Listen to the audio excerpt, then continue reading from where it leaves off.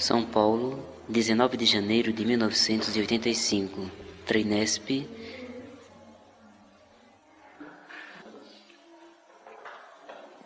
Então, os dois movimentos, cuja aparente contradição confunde sua mente, são as duas extremidades de uma única consciência, as moções da qual, agora separadas uma da outra, devem se juntar, se o poder de vida é para ter sua ação e cumprimento cada vez mais perfeitos, ou a transformação pela qual nós esperamos. Então, mais uma vez, os dois movimentos, então a pessoa viu dois movimentos, cuja aparente contradição confunde sua mente. Então, se a pessoa não usasse a mente, talvez ela veria a coisa. São as duas extremidades de uma única consciência.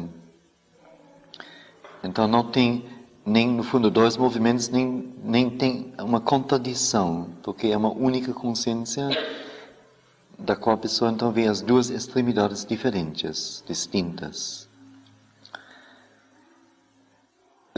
Os movimentos desta consciência são agora separados um do outro. E Shelburne diz então, os movimentos devem se juntar, unir, se o poder de vida é para ter sua ação e realização cada vez mais perfeitas, ou a transformação que é o nosso objetivo. Então, o ser vital com a força de vida nele é uma dessas extremidades. A outra é um latente poder dinâmico da consciência mais alta, através do qual, deste poder, a verdade divina pode agir, pegar, segurar, assumir o vital e sua força de vida e usá-lo para um propósito maior aqui. Então aparece aqui como que é a chave da coisa, não? Aqui ele diz tudo já. O ser vital com a força de vida nele. Ontem já falamos sobre isto. O vital e a força de vida não é a mesma coisa. Mas o ser vital, é o receptáculo de cunho individual, no qual então é depositado, no qual corre, ou ao qual é dado uma certa porção da força de vida universal.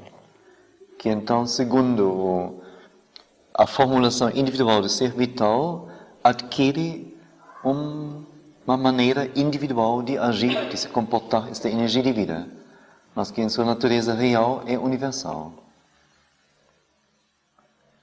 Então, essa seria uma das extremidades, o ser vital com a força de vida nele. E a outra extremidade seria a consciência mais alta, a consciência suprema, ou no mínimo a consciência tão alta que a verdade divina, sem ela ser distorcida, pode agir através desta consciência. Mas esta consciência tem que ter um poder dinâmico latente. Latente, eu imagino assim, não um poder que já esteja engajado, que não tenha já sua função determinada, mas que pode ou não agir segundo a necessidade, que existe como possibilidade. E a verdade divina, então, através deste poder dinâmico da consciência mais alta, agiria, pegaria o vital em sua força de vida e o usaria, este vital, para fins maiores aqui. Quer dizer, o próprio ser vital, então, aqui é colocado como algo interessante para a verdade divina, para a realização da verdade divina, ou da consciência suprema. Então não é algo como que aí fica bem claro, não é algo desprendido, algo desligado, não é algo que pertence a uma região determinada, e a realidade espiritual de consciência é uma outra, ou não tem nada a ver com a primeira, ou tem que fazer um esforço para haver alguma intercomunicação. Mas ele diz, não, os dois movimentos, o da verdade divina e o do ser vital, são as duas extremidades de uma única extensão. Quer dizer, não só para fins de ação, mas como que a natureza da coisa é uma única extensão.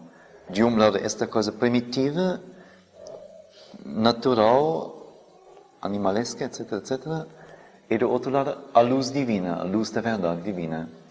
Mas é uma única consciência que une os dois. São graus de uma única consciência. Então, isto aqui é determinado, destinado a servir aos fins da consciência suprema, a verdade divina, no mundo. Para realizar aqui aquilo que deve ser realizado. Para isso a vida apareceu. Para isso a vida foi criada. Para que possa haver em nosso mundo, sobre a nossa terra e no universo possivelmente, a ação direta da verdade divina. Então, uma colocação bem forte, que como que tira totalmente qualquer sustento, suporte que o ser vital poderia procurar, ou nossa mente pudesse procurar, para justificar uma vida independente, uma ação independente do ser vital. Como se ele tivesse o direito de se cumprir em si, sem nem perguntar pela consciência suprema ou verdade divina. Enquanto ele faz isso, ele é ignorante, justamente.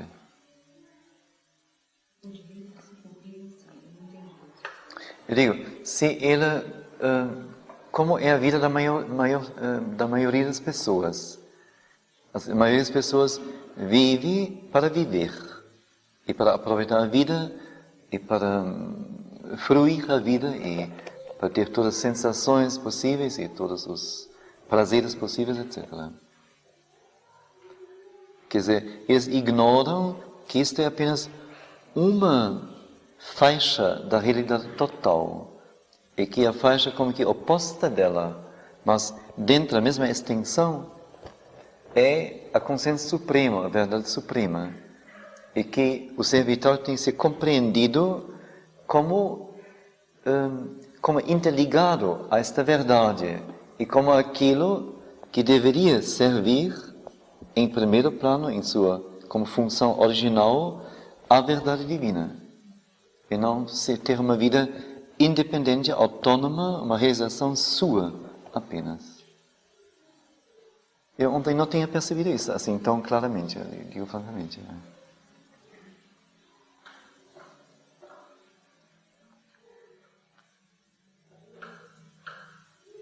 Quer dizer, a coisa nunca é exclusiva, é óbvio. Cada coisa criada tem como que também a sua existência própria. Mas, no fim, cada uma parece interligada e submissa mesmo ao que é mais alto.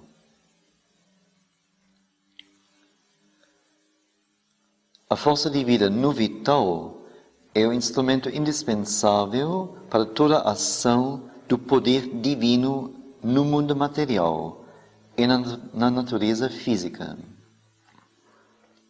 A força de vida no vital é o instrumento indispensável, que sem ele não poderia haver ação. Para toda a ação do poder divino no mundo material e na natureza física.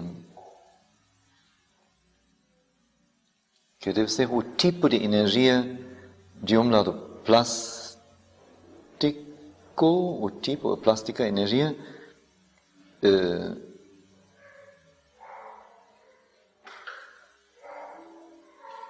capaz de grandes intensidades dinâmicas, de uma gama de energia, de graus de energia excepcional, não? De uma gama fantástica, do mais tenro e mais suave, mais delicado, mais sutil, podemos dizer, até uma intensidade extrema, não? Que a força de vida pode ter.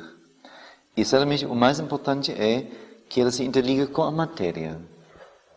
Quer dizer, a matéria realmente, no momento que a própria energia de vida é usada como instrumento da consciência superior ou da divina, da própria energia de vida, é então capaz realmente de transformar o físico, a matéria. E fora isto, difícil imaginar como, vamos dizer, um poder vai agir sobre o livro ou sobre isto aqui, onde não tem energia de vida entremeada em cada átomo, em cada célula. Quer dizer, transformar isto aqui, muito difícil. Então, enquanto transformar matéria animada, vamos dizer, é difícil, mas é muito mais... É claro que é muito mais... nem sei se é possível, mas... É algo que pode ser encarado, vamos dizer, não? Que não é algo assim como que de antemão, assim, afastado quase de qualquer possibilidade de realização. Nesse sentido possível, sim. E se o corpo não tem a energia de vida, quando morre, ele se decompõe. Não tem mais jeito. Toda matéria animada, não é? Por isso também que ela é indispensável. E aí, vamos dizer, pensa agora no ciclo, não? De repente, assim, vamos dizer, o fruto caindo e apodrecendo e entrando no solo, se decompondo e, de novo, participando de outra forma.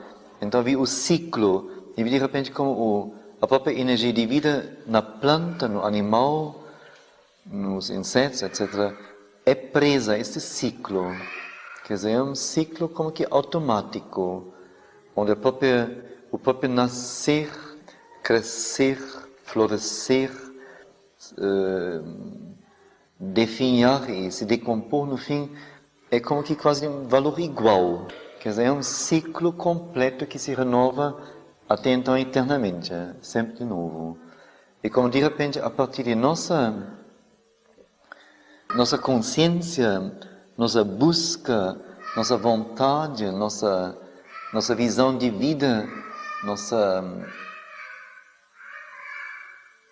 necessidade de algo mais intenso, mais exclusivo, mais concentrado, mais além, a própria energia de vida tem uma possibilidade de crescimento além daquilo que é típico para a espécie, assim, enorme.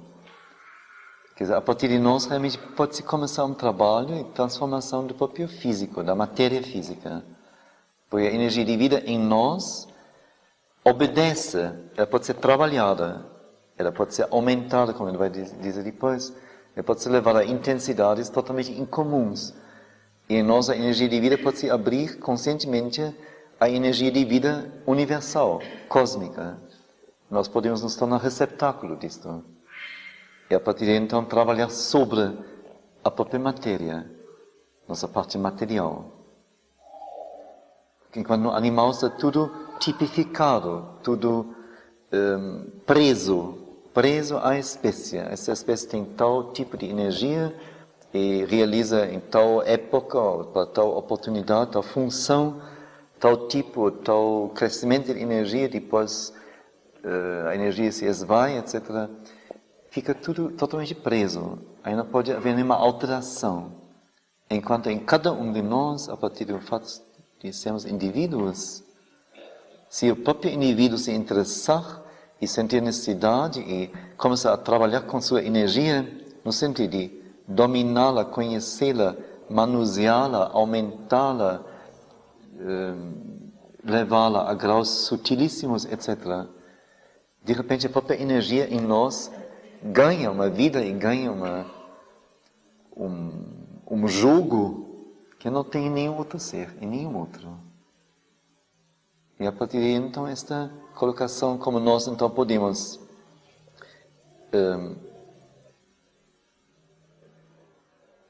ascender até níveis de consciência mais altos e ascender até a consciência, então, suprema mesmo.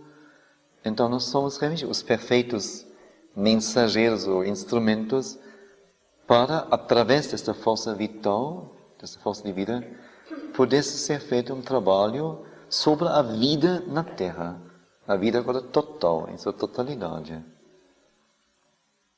Por sua vez, é nossa força vital, nossa força de vida, que construiu este abajur, construiu a mesa, constrói a casa, faz uma sociedade, etc, etc.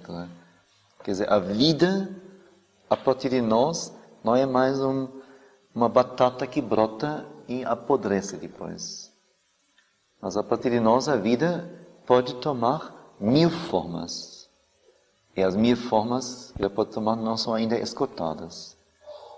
Então, se ela cresce em nós, se torna consciente, se torna ligada à verdade, à consciência mais alta, então, através de nossa vida e nosso domínio sobre a vida na Terra, podem acontecer coisas enormes, simplesmente, acho. Grandes, bem diferentes. Pois tudo é ela que possibilita.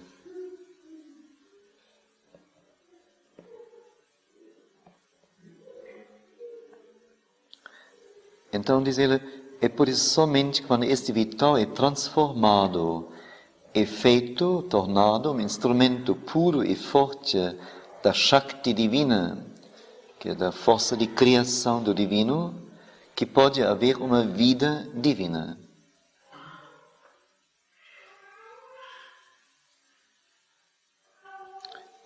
E vida divina, como, assim,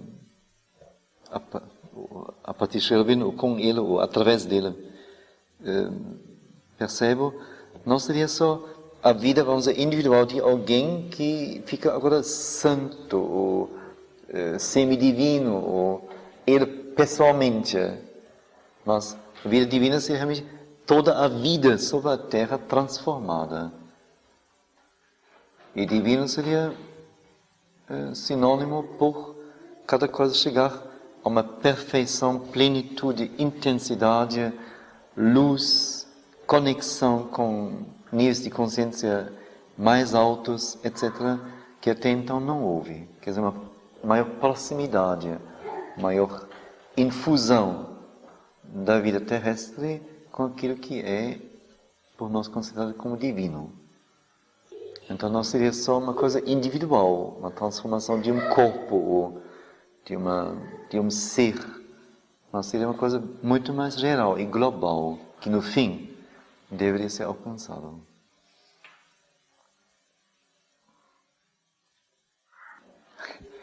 Somente então pode haver uma transformação bem-sucedida da natureza física ou uma ação divina, aperfeiçoada e livre sobre o mundo externo.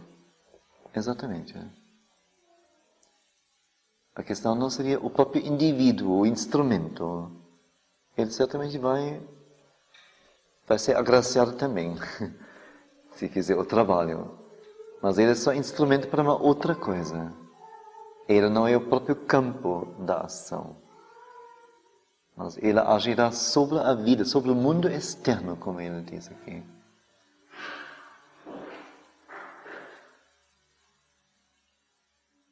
Imagina que aí tenha níveis, vamos dizer, no momento, por exemplo, nós estamos tentando nos abrir a isto, somos só nós. Então, talvez um dia um grupo mais representativo de pessoas. E no momento que houvesse um certo equilíbrio entre a humanidade que ignora isto e é incapaz ainda de seguir, e uma parte da humanidade que assume isto e trabalha nisso, se abre a isto, talvez a partir daí, alguns mais fortes ou mais em frente poderiam já começar um outro trabalho, não mais sobre pessoas, mas talvez sobre animais, ou talvez sobre, não sei, a natureza em geral. Porque o mundo externo é o mundo externo, não é a humanidade. Mas a humanidade seria o primeiro plano. Se nós somos nós, uma boa parte de nós que se abre a isto e se prontifica e se treina para isto, se entrega, então difícil ser feito algo decisivo. Certamente vai haver uma influência sobre tudo, mas Os melhores instrumentos somos nós, sem dúvida.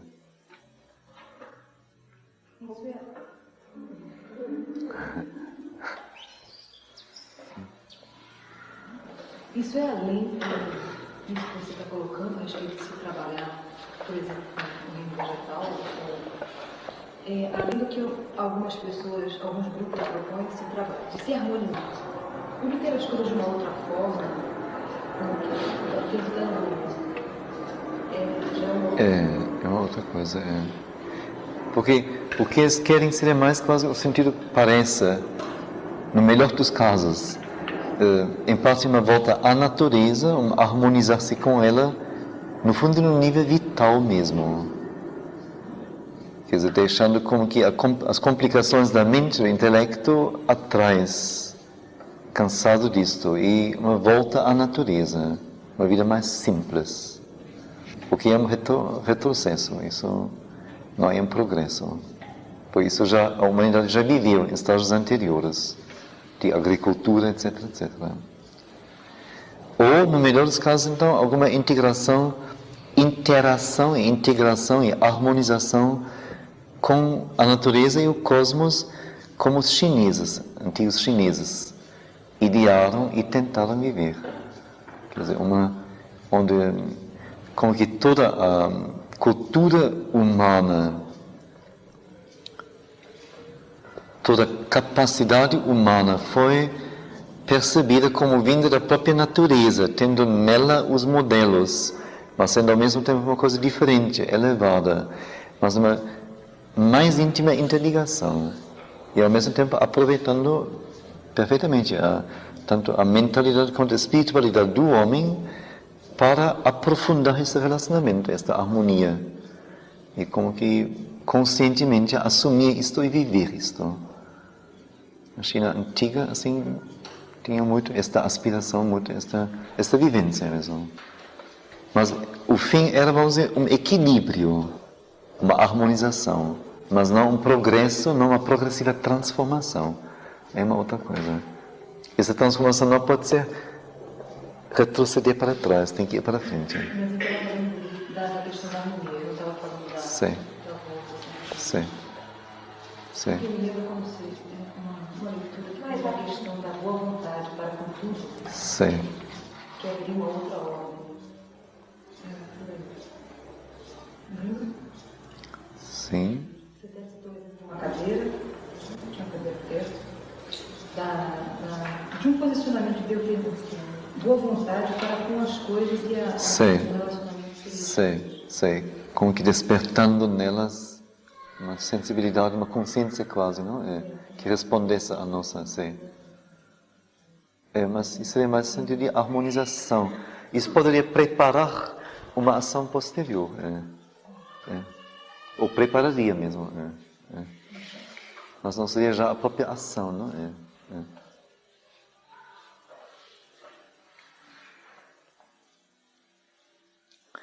Então ele diz, porque com os presentes meios uma tal ação é impossível. É por isso que você sente que o movimento vital dá toda a energia de que nós possamos precisar, que todas as coisas são possíveis através desta energia e que você pode, com ela, ter qualquer experiência, qualquer que você gostasse, seja ela boa ou má, seja ela do âmbito da vida comum ou da vida espiritual. E é por isso também que, quando essa energia vem, você sente o poder invadindo e percorrendo a consciência do corpo e a sua matéria. Que como o vital, a força vital é determinada a ser o instrumento da presença divina, então quando ela desperta em nós, como ela realmente se comunica com a consciência do corpo e como ela enche o ser com uma outra vibração, como que uma prontidão que desperta em nós.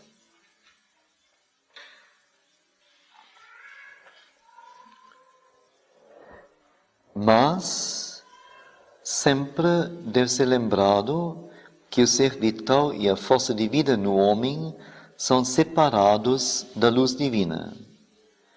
E, assim separados, são um instrumento para qualquer poder que pudesse apoderar-se deles, iluminado ou escuro, divino ou não divino. A própria energia, como a gente leu ontem, ela não tem consciência, ela não é dotada de consciência, mas ela pode servir a uma consciência, a um poder de consciência. Comumente, a energia de vida, energia vital, serve os movimentos comuns, obscuros ou semiconscientes da mente humana e da vida humana, suas ideias, interesses, paixões e desejos normais. Mas é possível para a energia vital crescer além dos limites ordinários e, se assim crescida, ela pode atingir um ímpeto, uma intensidade, uma excitação ou sublimação de suas forças, através de que ela pode se tornar, e quase necessariamente tem de se tornar, um instrumento ou de poderes divinos, os poderes dos deuses, ou das forças azúricas, das forças da escuridão, da confusão, do caos, da adversidade, o que for. Então, isso é muito interessante, muito lógico, que, primeiro, a possibilidade da energia vital crescer além dos limites comuns e atingir um ímpeto, uma intensidade, uma excitação ou sublimação de suas forças. Agora, quando chegou a isto, aí ela tem que agir. Ela não pode ficar mais em estado latente. Ela necessariamente, primeiro, se tornou interessantíssimo qualquer poder, porque aí tem agora uma bomba formada. Então, atirar esta bomba é interessante para qualquer poder. E ao mesmo tempo, como que a própria coisa cresceu tanto que não pode mais ficar sem eclodir ou explodir. Então, tem que ter um dono. E eventualmente se vende a um dono. E então, os donos são dois. Ou os deuses, quer dizer, poderes divinos, ou poderes da escuridão, da confusão.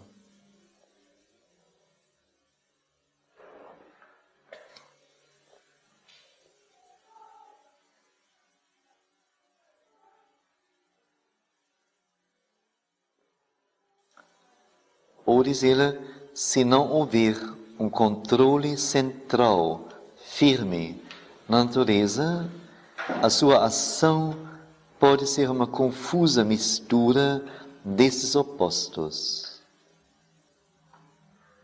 Quer dizer, que o serviço aos poderes divinos e o serviço aos poderes da escuridão se entremeiam e se assemelham ou se confundem um com o outro, indistinguivelmente. Ou então uma inconsequente oscilação serve ora a um, ora ao outro. Então, uma vez isto, outra vez isto. Quem vai determinar isso é a consciência de cada indivíduo.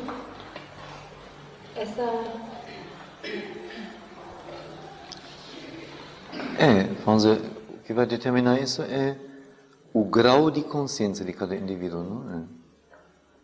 Que se a consciência for bastante crescida, a pessoa vai ver o que é para acontecer e vai opinar, vai tentar opinar, se decidir. Mas assim, sempre, não, nem sempre. Quer dizer, deveria ser sempre a consciência da pessoa, sempre a mente assim agindo sobre o vital? Não seria a mente. Não seria a mente. Quem distinguiria e quem acho unicamente poderia distinguir mesmo e traçaria a direção seria a consciência interior, psíquica. Cada um, cada pessoa. Onde a pessoa estiver acordada, onde essa consciência estiver forte e segura. Acordada, Aí vai ter essa mistura. Então, ou ora uma coisa, ora outra coisa, ou aparentemente é o divino, na verdade tem muito que é não divino na coisa. Essas misturas, que é o que se encontra normalmente. As coisas não são puras, limpas, claras, límpidas. mas deveria ser sobre essa consciência. Mas enquanto não tem essa consciência assim tão clara, Aí então, aí é a mente que se orienta numa ética, numa moral, num ideal religioso, ideal humanitário, alguma coisa assim. E tenta usar a sua força vital para isso. Concebe isto como expressão do divino, eventualmente. Ou não. mas deveria ser ela, enquanto não vem, deveria ser ela assim como... Ou algum ideal de vida pura, de vida nova, ou alguma coisa nesse sentido, de vida em harmonia com as coisas, como ela falou. Algum ideal mental ou intelectual que então substituísse esse instinto interior.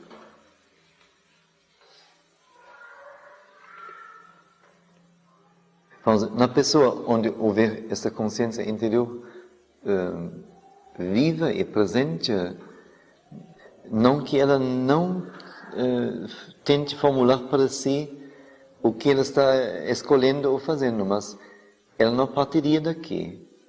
Ou quando ela começa a pensar, a coisa já foi feita. Ela somente vai arrumar os argumentos. A pessoa talvez nem vai saber que a escolha já foi feita por dentro. Só quem souber um pouco mais. Agora, existem casos também que gera conflito, né? Porque a indivíduo percebe uma coisa e, por inércia, se deixa levar. E faz outra coisa. Nem só por inércia. Eu penso no Dr. Faustus, não? De Goethe. Quer dizer, o próprio Faustus é uma pessoa interessantíssima, tanto para Deus quanto para o diabo. Um homem excepcional, um homem assim em pleno poder de sua consciência, vontade de descobrir, vontade de realização, poder de realização, tudo. Ele tem tudo. Então, ele é interessantíssimo para os dois. E aí então, na sua procura e na sua ânsia, sua fome de experiência, de plenitude, então ele assina o contrato, não, com o diabo. Para mim, essa colocação todas as vidas de diabo, essa coisa não dentro. Sim. Porque a questão das aparências. Às vezes eu estou vendo uma coisa, mas é meu preconceito que. Sim. Preconceito limitado de Sim.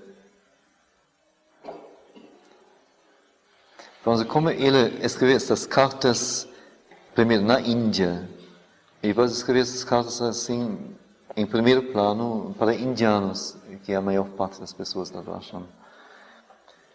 E como o próprio aprofundamento, o próprio alimento de Sri Aurobindo, a própria afirmação de si, ele encontrou isso muito no contato com as escrituras sagradas antigas da Índia. E como ele percebeu por detrás de todas essas imagens, figuras, divindades e adivindades, assim, uma consciência enorme que, com muita felicidade, como que criou estas realidades que são as divindades. Então, sua identificação, como ele é um indiano, é fácil, é natural, por assim dizer. Mas ele também tem uma outra linguagem, que ele jamais fala nesses termos. Né? Mas, onde ele fala nesses termos, usando vamos dizer, nomes ou divindades ou aqui de titãs da Índia antiga,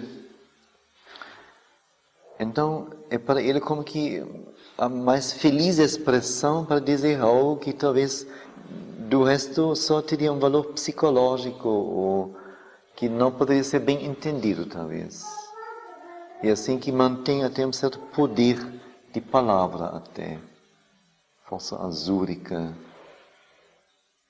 a força dos azuras, dos poderes que existiram antes, parece, dos deuses existirem. Eu compreendo a sua...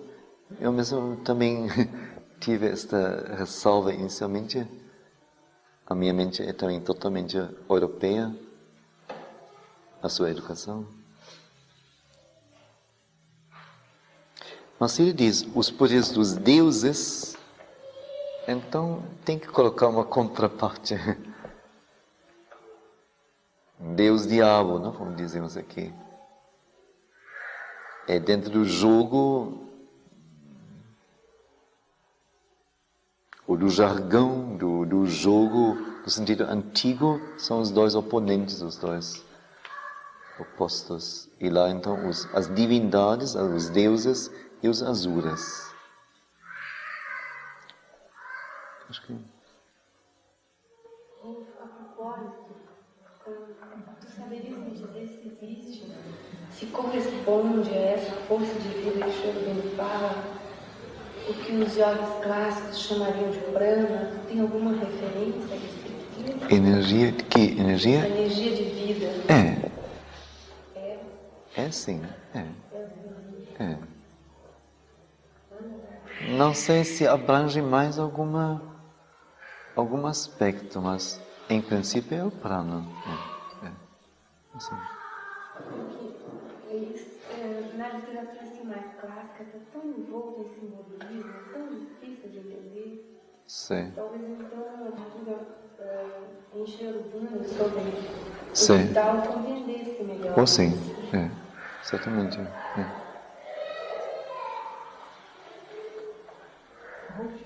Sim.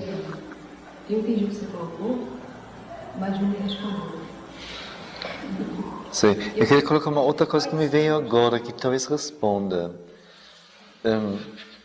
Você vê, a mãe fala muito, por exemplo, dos seres vitais do plano vital, que é de seres de outros planos, não só de forças, mas como se se formulassem em forma de um ser, de seres.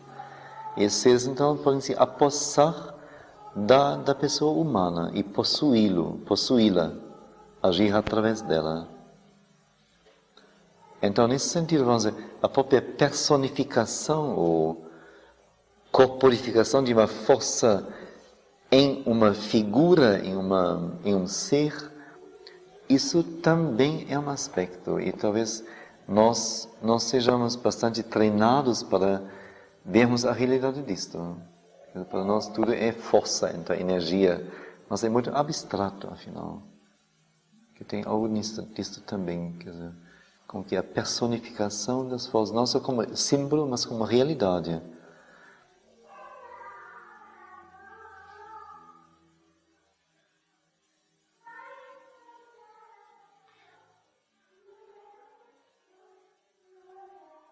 Quer dizer, eu diria, uma sensibilidade tão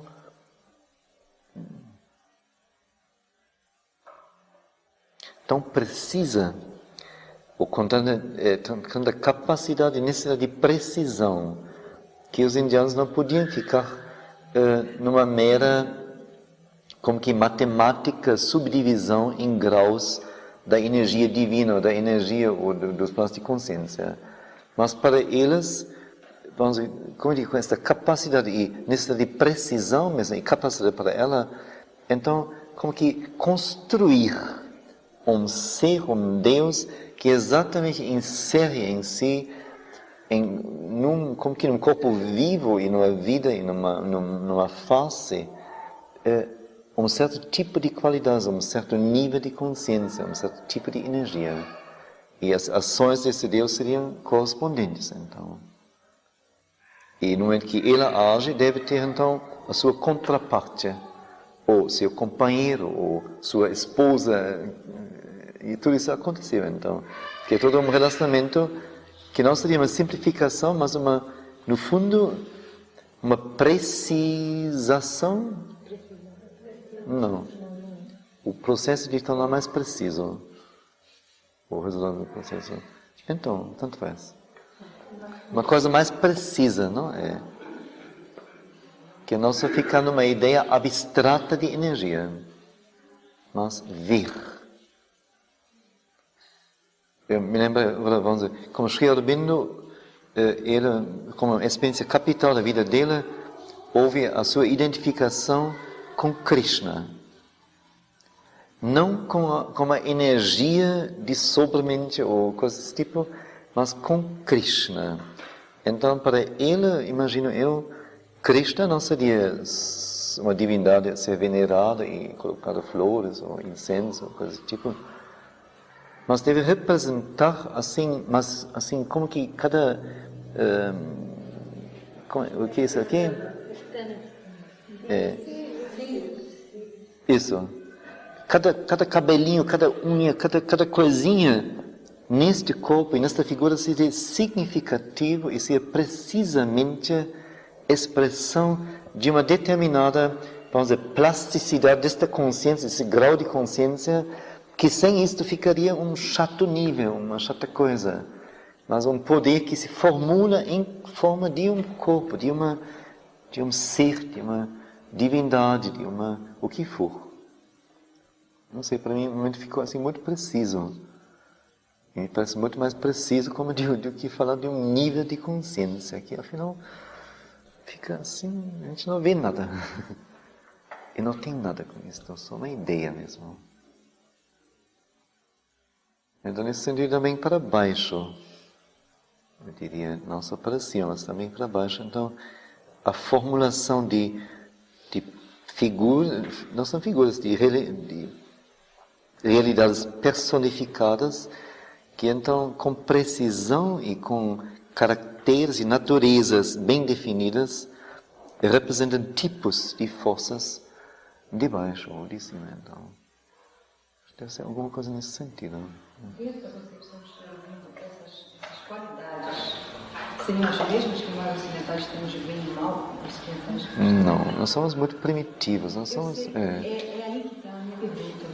Porque... Sei. É isso que eu falo, que o Sei. mal é fruto do que eu posso perceber.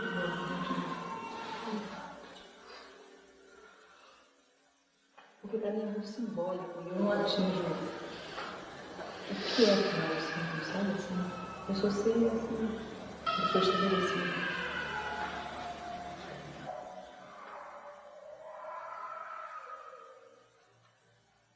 Sri disse, inclusive, que o mal não existe, não? Que todo mal é, na verdade, um camuflado bem que vai se revelando ou precisa ser de tal maneira trabalhado, recebido, amadurecido para que possa revelar o que é sua verdadeira natureza. Talvez seja isso inclusive também. As forças azúricas não são o que para nós seria o diabo, tão simplesmente. Não é do lado da maldade necessariamente. As forças divinas desviadas, ou forças divinas perdidas, forças divinas, forças originais, poderes originais, que têm sua função na elaboração do mundo. São sancionadas pelo próprio divino. Mas não oposições ao divino. Embora eles se comportam como revolta também, como oposição. Mas são sancionados por ele, como tais para efetuarem um certo trabalho no mundo e nas pessoas. Uma força transformadora, né? Transformação. Usada no processo de transformação, sim. Que não eternos adversários do divino, mas adversários enquanto o divino admite que seja isto, para os fins do divino. Porque se não existissem essas forças de resistência, de revolta, de destruição, o que for, de perversão, a humanidade não acordaria para algo maior. Então tem que ser trabalhado por enquanto, também por estas forças.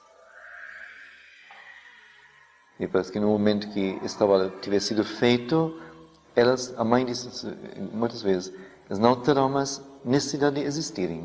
Então não existirão mais. Só enquanto for necessário acordar-nos. Talvez seja por isso que, como você diz, né, elas vieram antes dos deuses. Né? Sim. As forças azúricas? Mas aí tem uma outra explicação da própria mãe. É sobre o primeiro verso de Savitri, uma coisa que esqueci de ler na palestra, parte da palestra. Há uma tradição antiga, ou há tradições antigas, que dizem que do ser divino original se emanaram primeiros poderes, primeiras emanações, em toda a sua pureza e realmente poderes do próprio divino, os primeiros. Mas como eram poderes, perceberam seus poderes, os que eram poderes, e se tornaram autônomos e cortaram ligação com o divino, não queriam servir a ele.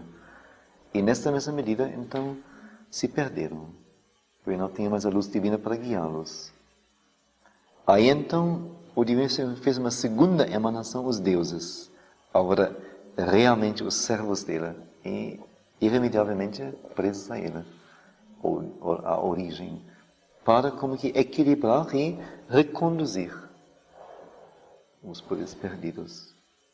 Então, como que a contração entre eles, até que um dia não haja mais necessidade desta oposição, ou deste jogo alternado. Mas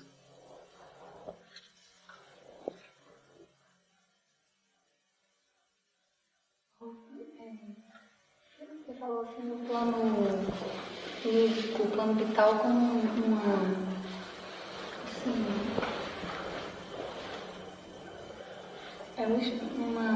o oposto, o extremo, em oposição ao plano divino, né? O físico e o vital, mas como sendo uma única extensão.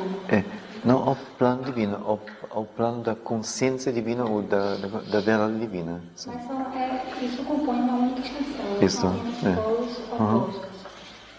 Então eu estava tentando aqui situar que eram as forças azúricas dentro disso tudo. Se o próprio plano físico e vital não sendo transformado, sendo inconsciente, se eles em si seriam assim, como uma força de escuridão, não sei. Mas quando você falou de poderes desviados, né?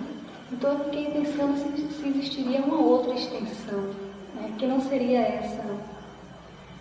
Porque se foram poderes, emanações divinas, que depois se desviaram, se perderam, essas forças compõem essa extensão de alguma forma, ou é uma extensão paralela que pode se apoderar assim, de um físico vital, assim, não sei.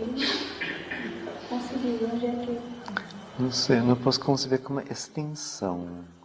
Eu não posso conceber como uma extensão, uma segunda extensão. Quer dizer, eu só posso conceber uma única extensão que é aquela que ele coloca. Quer dizer, o vital embaixo e a verdade suprema em cima. Aquilo que se perdeu, que se desviou, que se revoltou, que se afastou, é afastado, revoltado, desviado. Mas não consegue constituir uma segunda extensão como que paralela à primeira. Esses poderes não têm, mas têm influência sobre. Isso sim, mas mais como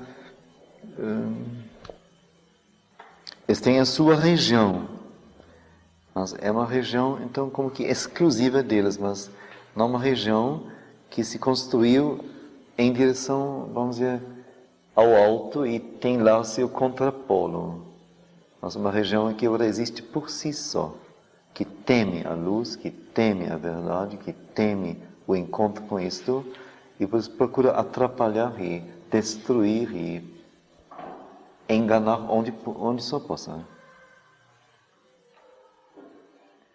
Mas como são poderes que são do divino, então ele não perdeu, eu diria, o poder total ou final sobre esses poderes, não. mas admite para que os processos necessários para a transformação possam ser efetuados. Eles constituem uma extensão horizontal, dentro só de um nível. Aí são os regentes, realmente. Aí tem alguma coisa a ver com o inferno mesmo, com a ideia do inferno. Teria um lugar próprio para eles, onde eles deixariam de ter essa conotação? Quer dizer, como se eles estivessem fora?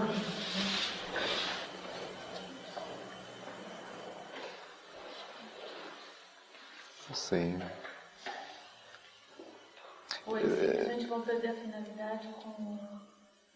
São as duas coisas, não? Por chegar pela mãe. Tanto quando eles tiverem cumprido a sua função, quer dizer, quando o mundo tiver avançado de tal jeito que não precisa mais das quedas e dos abismos e das perdas para acordar mais, mas quando o progresso for contínuo em direção à luz, então não há mais razão porque eles devem continuar a existir. Mas ao mesmo tempo, sempre é dito, aquele poder, ou aquela natureza contrária, vamos dizer, à luz, ou contrária ao divino, que no entanto é capaz de se transformar, pode ser aproveitado. Só que não pode ser transformado, que se recusa permanentemente a ser transformado, tem que ser destruído. Isso sempre não é dito. Eu sei se aplicaria aqui também. Mas não automaticamente, acho. E se tiver lugar para eles, não se dê mais nesta forma, parece.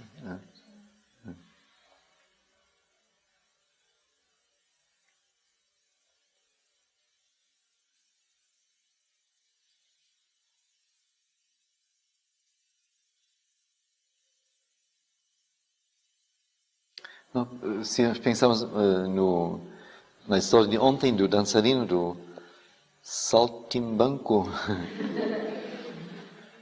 então se ele tivesse entrado no mosteiro querendo ser o abade e reger o mosteiro, então ele teria sido expulso, óbvio, impossível. Mas ele entrou com toda a humildade, pronto para qualquer serviço, contanto que ele pudesse ficar. Então ele fez todo o serviço sujo, limpo, simples, humilde, só para poder ficar. Nesta condição ele foi admitido e podia ficar. Mas ele não podia também, nem tão pouco, fazer as suas acrobacias o dia inteiro lá à vontade na frente dos outros. Seria impossível no mosteiro também. Não podia. A não ser que ele se sujeitasse a uma transformação, submetesse a uma transformação, não podia ser aceitado. Acho que seria mais ou menos nesse sentido.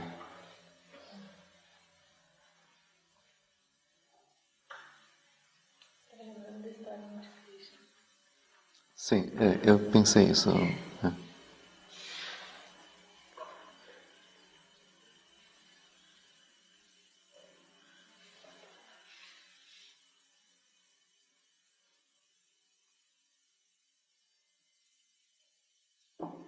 Mas Krishna foi mais preocupado com o equilíbrio do que com a transformação, justamente.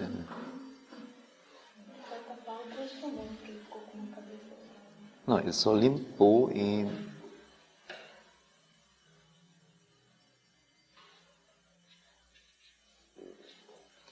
mas aí tenta enganoso. Porque transformação e transformação não é a mesma coisa. A transformação que transforma, vamos dizer, se eu agora jogo aqui sobre o livro tinta, ou tinta verde ou vermelha, então o livro vai ser transformado, sim. Mas, vamos dizer, isso então como um único incidente, um único acontecimento, e depois permanece eternamente assim. Isso não é transformação no sentido mais real, profundo. A transformação verdadeira é progressiva, e ela é ascendente, não existe outra. Então, nesse sentido, Krishna não transformou o mundo. Ele libertou e equilibrou.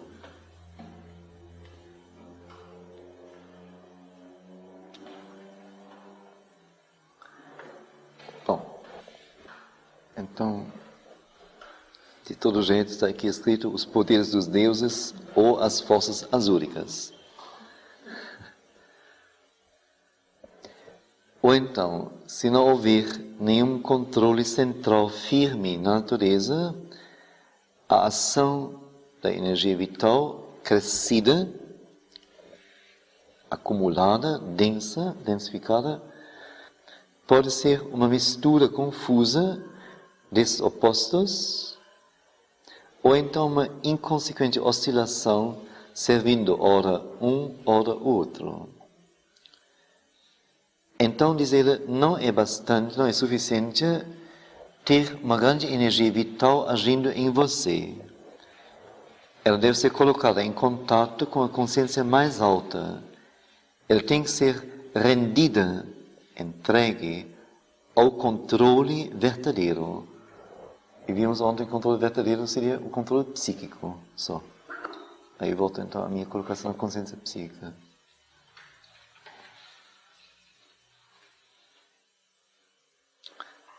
Deve ser colocado sob o governo do divino. É por isso que às vezes as pessoas sentem ou consentem com a ação da força vital nelas ou a condenam,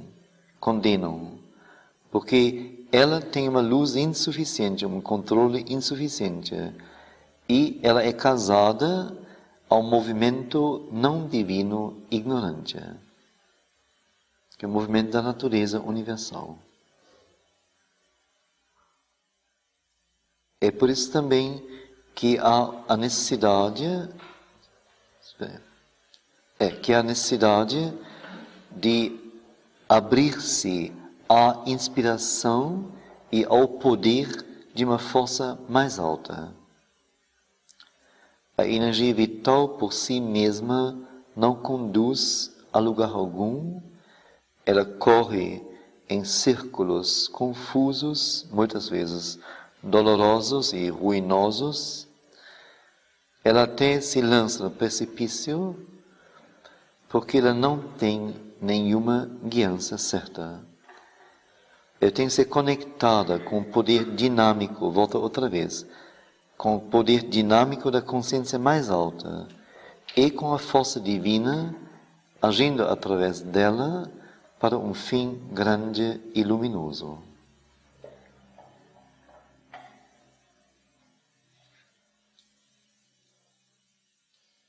Isso também são coisas que aos poucos a gente pode descobrir, mas que como que em nossa mente não tem lugar natural, espontâneo. Tanto a Sherwin quanto a mãe, e assim, às vezes vejo com muita clareza, para eles só existe o movimento para cima, ou só existe, se fala de poder, por assim dizer, o poder divino, que uma coisa possa também tomar a direção oposta ou ser levada para lá, sem que ver os dois casos e os dois opostos e como que lidar com isso. Não. Só existe uma direção. Ela é para cima. Todo o resto é percepção errônea. Então parece que é um retrocesso, uma recaída. Parece. É necessário para uma maior ou para o movimento da ascensão. Mas não é uma recaída como tal, como que definitiva ou uma perda ou não existe. Não existe. Isso eu no momento percebi assim mais uma vez quando ele diz a energia vital por si não conduz a lugar algum, ela corre nos círculos confusos, muitas vezes dolorosos e ruinosos, até se lança no precipício, porque não tem nenhuma guiança certa. Ela tem que ser conectada com o poder dinâmico da consciência mais alta. Não tem nenhuma outra opção, não tem nenhuma outra, nem pode entrar na mente que possa haver um outro fim para ela. O único fim dela é servir a um fim grande e luminoso. Não tem outro fim, não tem outro propósito. E a nossa mente é justamente assim, educada para sempre contracolocar e ver os dois lados, se interessar pela dualidade. Isso neles já não existe mais, na mente de Shelby, na mente da mãe. Eles veem isso como uma colocação, uma realidade que existe nas outras mentes. Mas como tal, como realidade, como orientação, como visão da vida, não. Tudo só é destinado a progredir, a ir. Não tem outra direção. Por causa disso, vai voltar ainda um pouco para as forças adultas, mas por isso que eu acho difícil assim, entender essa colocação de poderes que se desviaram, né? Porque, como que você citou, houveram emanações do divino, né, dos deuses, então depois alguns se decidiram a não seguir, né, mas assim, ao próprio Deus. Mas eu sinto assim como se isso fosse possível, né? É como se fizesse parte, não sei se o termo é esse, do próprio mecanismo assim, dessa manifestação, haver isso mesmo. Então não é como se fosse assim, um descuido de Deus, sei lá o que, né? Um desvio, mas como se essas próprias forças ou essa coisa que a gente chama de desvio, né, de poderes, fizesse parte mesmo como se assim, das regras dessa manifestação mesmo. Né? Porque, no caso, assim, nós homens, assim, seres humanos, parecemos muito mais uma manifestação de um poder desviado. Né? Se a gente pensar assim, na natureza, os seres vivos todos, né? Quer dizer, os irracionais, eles têm uma harmonia, né, com as leis da natureza. Eles não têm assim, grandes conflitos porque eles não estão questionando nada. Né? Então, dentro do plano deles, eles estão em harmonia com a natureza. Agora, a gente que apresentou uma coisinha a mais, então já decide, por exemplo, decide quebrar, assim, não se harmonizar com as leis da natureza. Isso inconscientemente, na maioria das vezes, ou poderá ser conscientemente, quando ele sente que não precisa ficar preso. Então, como se, para a gente, assim, é um movimento oposto. Lá em cima, você falou de poder desviado, foi na descida, né? Então, no caso da gente, para a subida, quer dizer, essa força, que são as forças azuis, é como se fosse um próprio provocador, assim, do retorno, porque se não tivesse as forças da escuridão e como o processo é de conscientização, como é que a gente vai saber que tem que voltar para a luz? Não seria a luz, então. Então, eu não consigo sentir, assim, essa coisa do poder desviado. E aí eu entendo, acho que eu entendo que a Kiana quis colocar, né? Porque se a gente pensa em poder desviado, a gente tem uma relação, assim, esquisita, sei lá, né? Com essa coisa de bem e mal. Não consigo entender a questão assim, do poder desviado. E aí é que eu acho que eu acho bem melhor essa parte que tudo inevitavelmente tende para cima mesmo, né? Então isso aí eu acho que me ajuda me leva a pensar que está certo, realmente que não existe poder desviado, existe só um poder, vamos dizer assim, de apoio, vamos dizer assim, para que a gente faça o retorno mesmo. Apoio quer dizer, né? Quer dizer, através da oposição. Mas se é dito poder desviado, então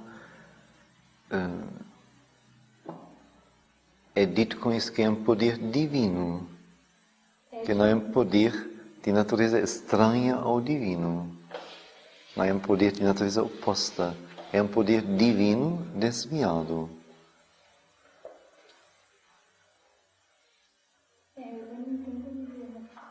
Porque para mim agora eu fiquei sem saber desviado do quê? De sua função original, ou de sua ligação natural ao divino. Ele seria desviado criado porque não serviria ao divino, mas serviria a quem, então, se só tem o divino? Não serve ao divino em seu significado, sua missão original. Era como que uma projeção, uma ferramenta, um alongamento do próprio divino, uma extensão do próprio divino, devendo como que construir um mundo que manifestasse o divino a si mesmo, mas nos termos de sua divindade.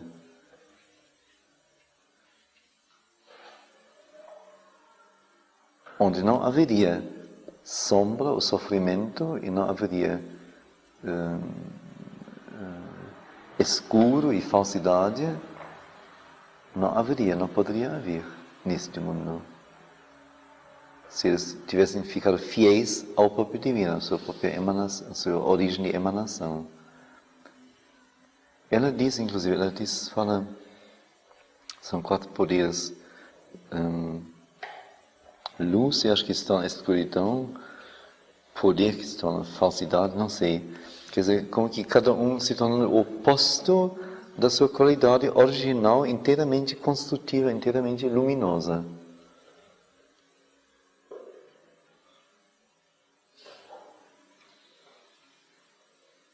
Mas nem nesta condição, perdendo a sua natureza, a sua ligação original ao divino.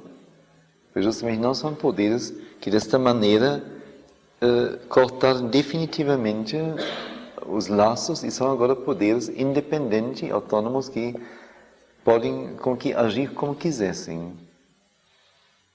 Mas o divino como que escolheu sancionar este movimento, esta ocorrência, e como que assumir nesta condição a recondução da criação à sua plenitude, à sua luz, à sua origem.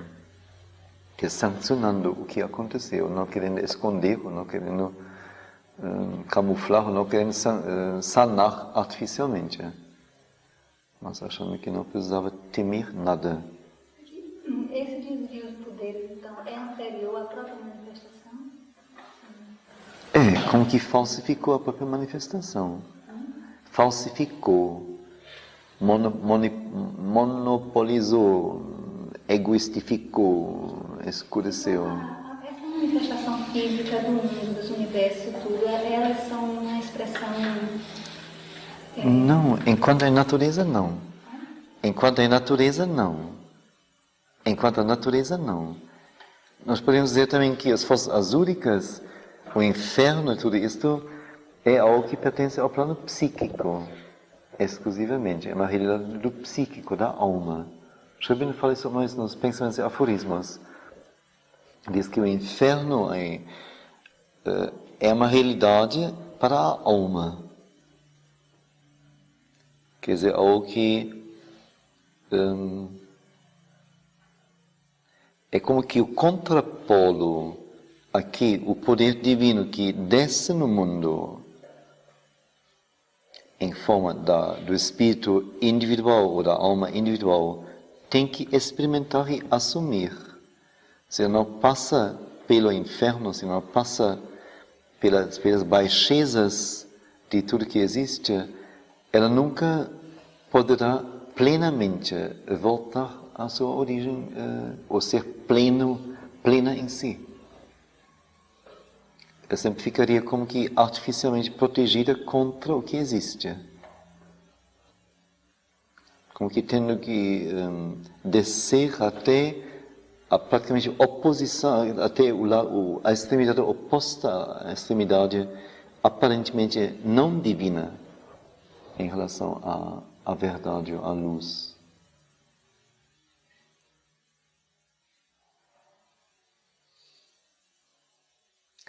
Porque nos animais, nas plantas, não existe isso. Lá tudo é puro, só que é inconsciente totalmente. Mas com o homem acorda justamente com a consciência, a possibilidade da escolha, da percepção e da vontade do poder, acorda uma outra coisa. Quer dizer, a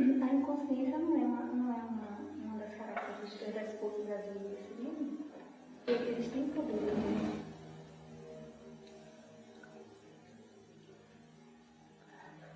Eu acho que eles existem em relação à alma humana. Porque para o resto da criação, eles usam a natureza inconsciente, mas a sua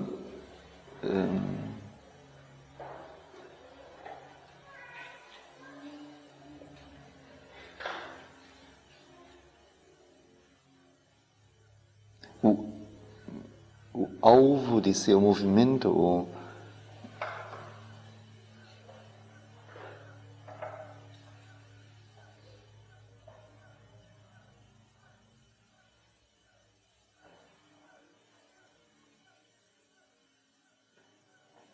porque a alma humana, ela não é logo a alma humana, não? Ela começa como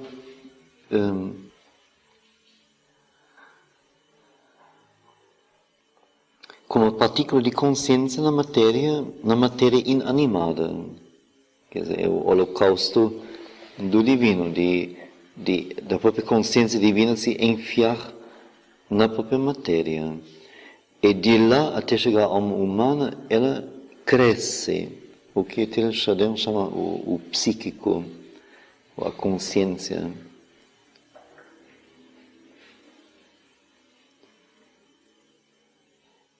E enquanto ela é como que irremediavelmente a presença psíquica, como a mãe diz nas plantas, ou essa partícula de consciência nas pedras, enquanto ela é irremediavelmente presa a esta manifestação inconsciente, não podendo nem acordar nas pedras, ou nas plantas ou nos animais, ela como que não é um poder. E não é nada que possa levar a criação, vamos dizer, como que ativamente de volta ao Criador. Mas em nós, esta possibilidade acorda pela primeira vez. A alma humana é individualizada. E ela tem o poder e a função, inclusive, de levar a nós, e um dia, como falamos inicialmente, a criação de volta para o Criador. E neste momento, ela é interessante para as forças, os poderes que se opuseram ao divino e que escolheram não mais servir a ele. Eles naturalmente não vão como que querer, se podemos usar até os termos, que todo mundo volte e desenvolva e se crie aqui uma vida divina. Então, nesse momento, eles entram em ação para impedir isto. Enquanto a própria alma estiver em nós, pouco acordada, embrionária, frágil, não consciente, eles têm o poder, ou eles têm poder sobre. E no momento que então a própria alma é mais crescida e mais consciente, eles tentam, mas eles não têm mais poder. E a partir daí, então, este ser psíquico então, pode ser um instrumento da consciência divina, que então está do lado dela como que exclusivamente. Pode ser.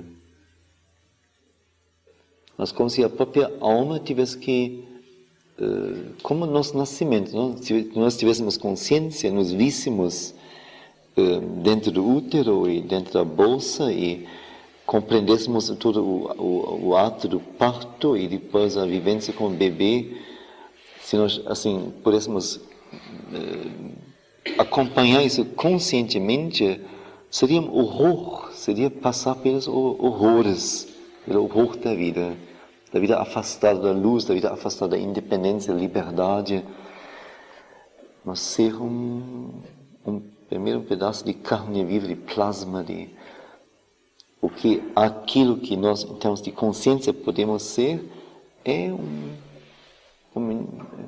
o oposto totalmente, inicialmente. Então, como se a alma devesse experimentar tudo isto e mergulhar nisto.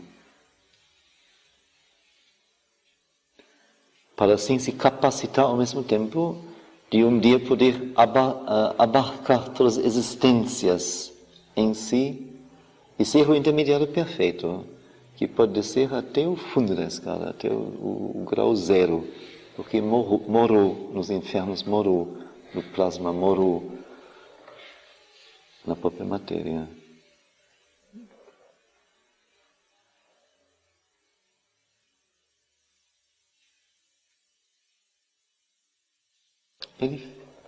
Que nós podemos dizer, afinal?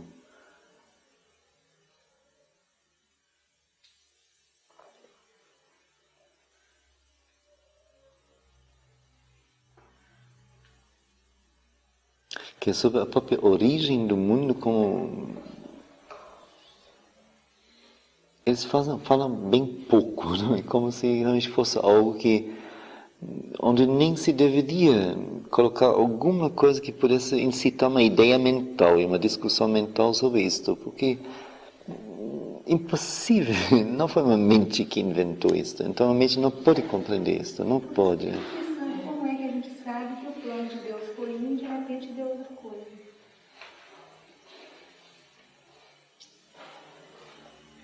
E são aproximações, não deu outra coisa, a sua mente não entendeu bem ainda. Não deu outra coisa, deu uma decoração.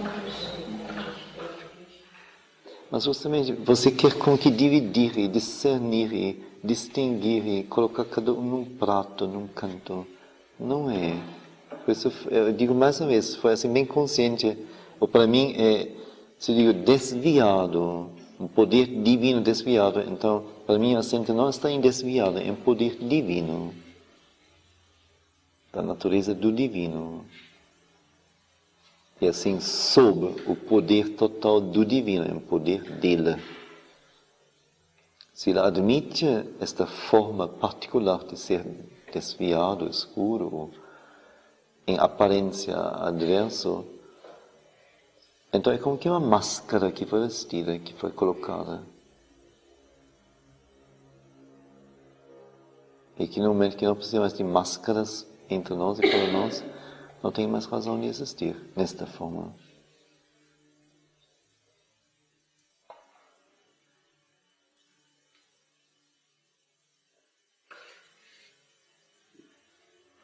As pessoas só como que sentir que é um mistério mesmo, eu não posso...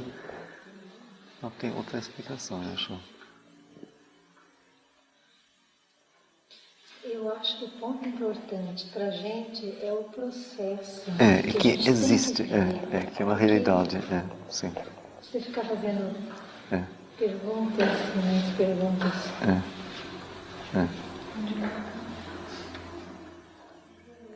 Que existe em nós o escuro, o falso, a revolta e tudo mais, isso existe.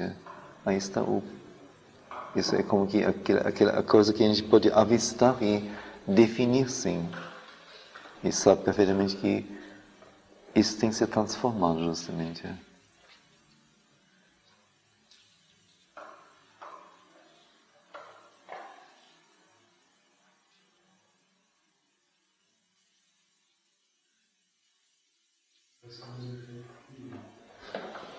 Se constar a existência disso, que se torna imediatamente inadmissível que tenha outra origem que não é divina.